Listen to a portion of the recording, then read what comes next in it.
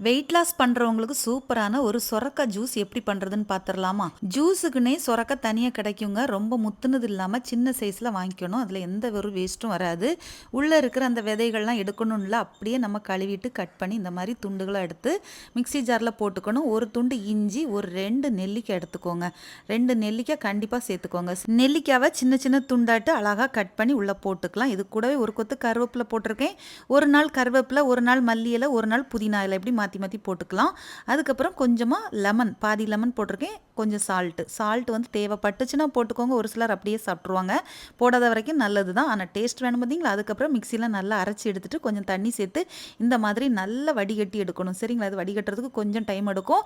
இருந்தாலும் டைம் பார்க்காம சூப்பராக இந்த மாதிரி வடிகட்டி எடுத்துருங்க. 1க்கு 2 டைம் வடிகட்டி எடுத்துகிட்டு இந்த மாதிரி எடுத்து வச்சு குடிச்சிருங்க. கொஞ்சம் கூட அந்த ராஸ்மல் இல்லாமல் சூப்பரான சொரக்காய் ஜூஸ் ரெடி ஆயிரும். வெயிட் லாஸ் பண்ணுறவங்களுக்கு சீக்கிரமாக சப்போர்ட் பண்ணுங்க. ரொம்பவே நல்லது. கொலஸ்ட்ரால் இருக்கிறவங்களுக்கும் ரொம்பவே நல்லது. நல்ல ரிசல்ட் கிடைக்குங்க. இந்த வெயில் காலங்களில் இந்த நீர்க்காய்கள் சாப்பிட்றது உடம்புக்கு ரொம்பவே